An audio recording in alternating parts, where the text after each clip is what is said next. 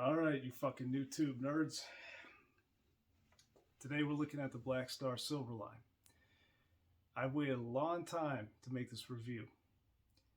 This Silverline, this came out years ago, and it's been reviewed, it's been demoed to death. Now, why am I creating this video? Simple.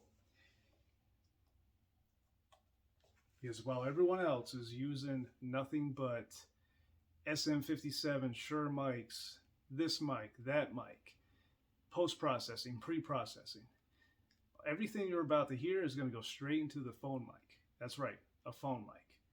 Because of all the demos I've heard, of all the recordings I've done, almost every time when it's through a phone mic, a high-quality phone mic, it seems to be the most accurate representation of any sort of guitar signal, guitar amp, guitar pickups.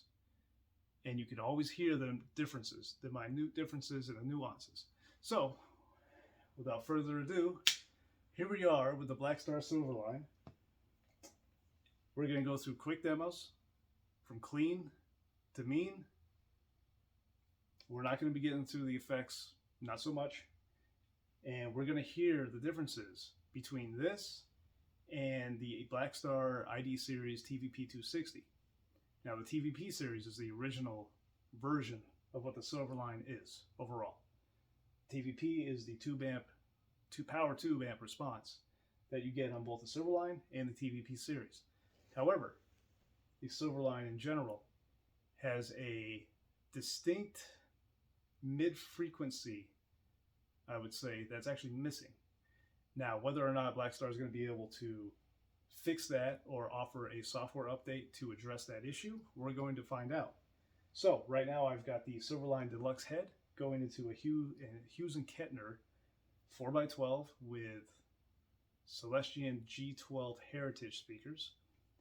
My new personal favorite. I no longer do vintage 30s because they seem to just make every amp sound the same to me. So, without further ado, we're going to go through the entire spectrum. So, we'll start with some clean, and we'll start also all the way down to EL84s, which is my personal non-favorite of tubes. Oh, and we're in drop C.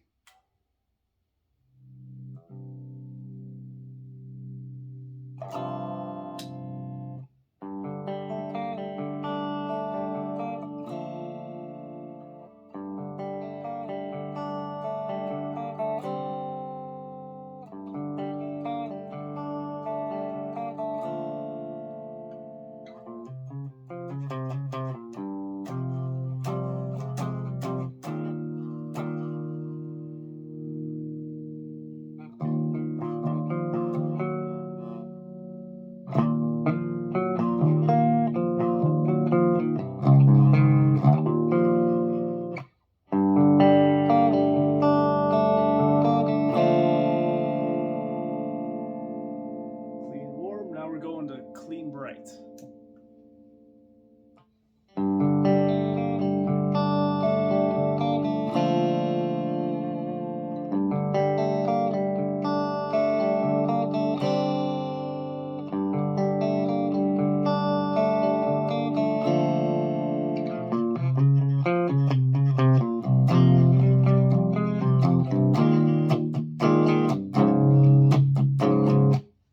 Crunch.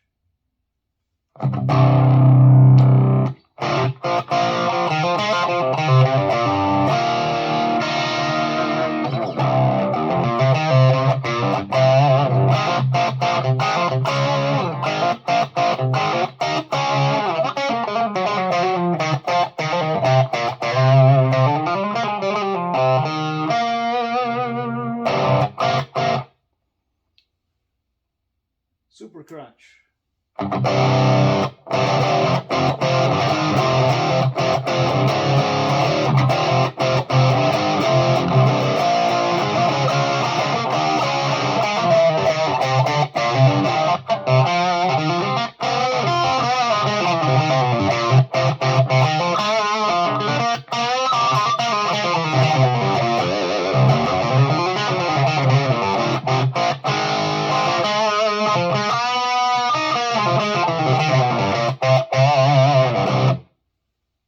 Next, we're getting into higher gain territory with OD1.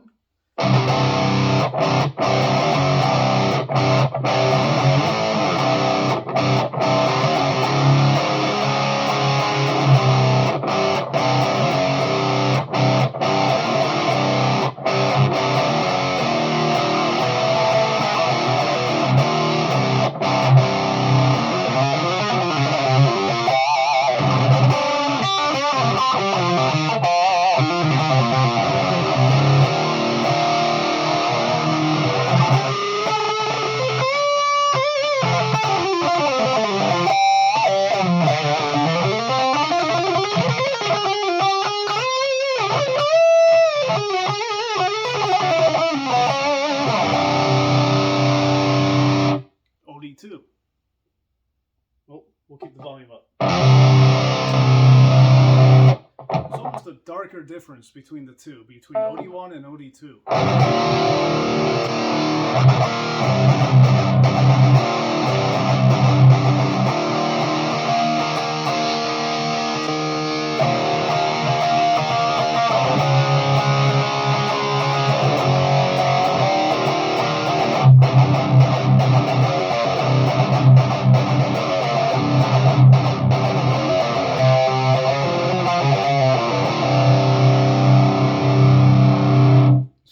Doing demos with modeling amps is because not only do you have the different voicings, but you also have the response differences.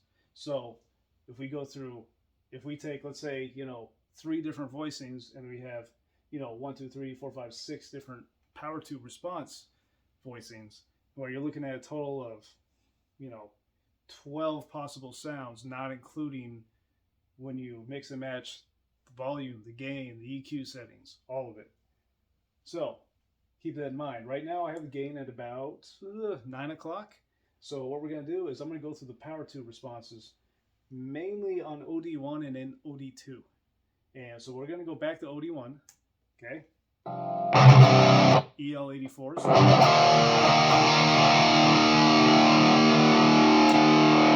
Six V6. You know what? I'm not even going to tell you what it is. I'm just going to go through the different options from top to bottom. I'm sorry, from bottom to top. All right.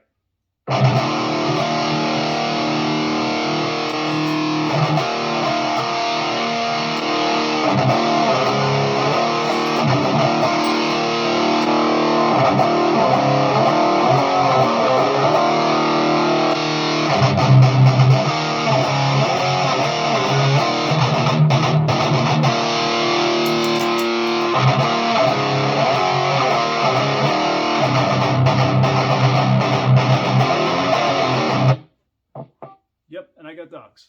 Okay, so the difference between the power amp responses is quite simple. Is that if you were to take these actual tubes and line them up in a row, the bottom is going to be the smallest, the top is going to be the largest power tubes. So you've got the KT88s being on top, which they're more snarly, and they're larger. So they actually allow, even in a modeling amp, in this one in particular, it almost allows for more of a clean headroom. It's more of a misconception in a lot of ways when it turns to a modeling amp, but in real life, the KT88s actually do offer a lot of clean headroom overall. So that was with OD1. Now we're going to go back. We're going to go back down the line, and we're going to go switch to OD2.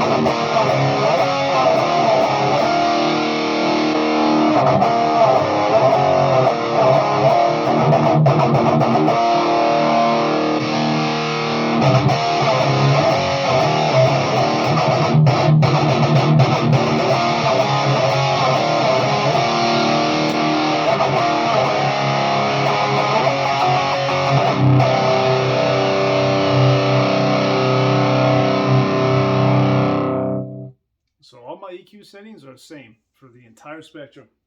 We're going to go to some of my personal favorites that I have saved onto this head. High gain mainly. Actually, we'll run through the spectrum. I'll show you exactly what I have for my clean setting, which is going to be on clean warm. I personally don't like the bright. I like dark. Dark is good. I've got dark. I've got some chorus and reverb.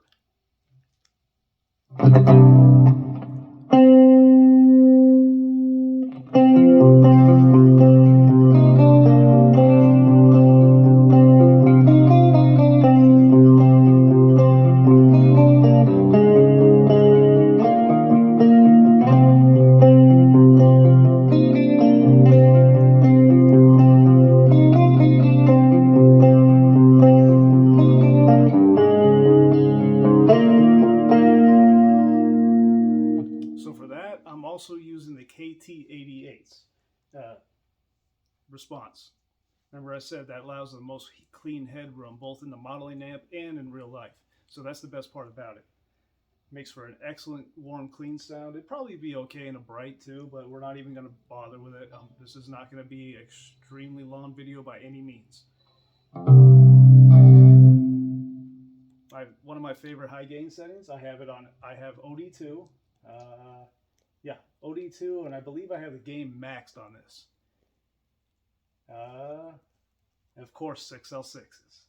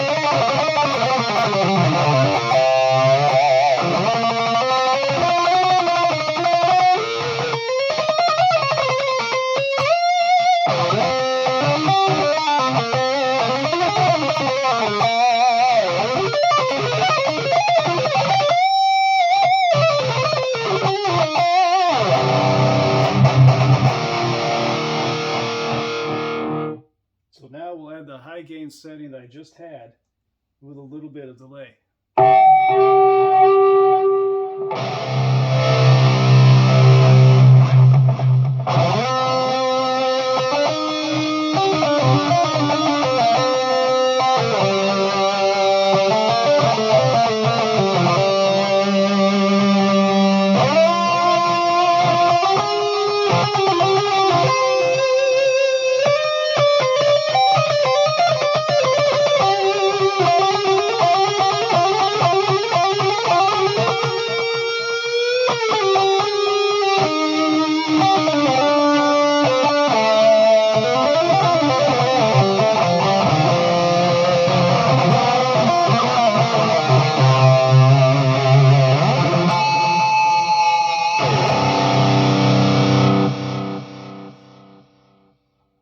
Okay, so that was my quick look at the Blackstar Silverline. Go through just the basics on the voicing and on the power tube response. Now, I probably should have said this earlier, but I am, like I said, I am in drop C, but I'm also using a Schecter Damium Platinum FR with EMG 81s. And I think if I remember right, I do not have a mod in this. Not this one anyway, but I know that I do have a battery mod in my LTD M1000. I believe that is a 24-volt mod, which we will break out on another video. However, keep in mind, like I said before, that there is a mid-frequency in this head, in the Blackstar series, Silverline series overall, that is lacking a mid-frequency. And the next video, we will have the TVP ID260 by Blackstar. That has pretty much the same exact layout as this, including the power tube response. And you will notice, if you go back and forth between the two videos, you're going to notice that the other amp, the TVP ID series, is not missing anything. It is not missing a mid-frequency, not missing a low frequency, nothing. It sounds a lot more, I guess, open and a little more full compared to this amp in particular. And you're going to notice whether I play leads or rhythm, it's going to stand out.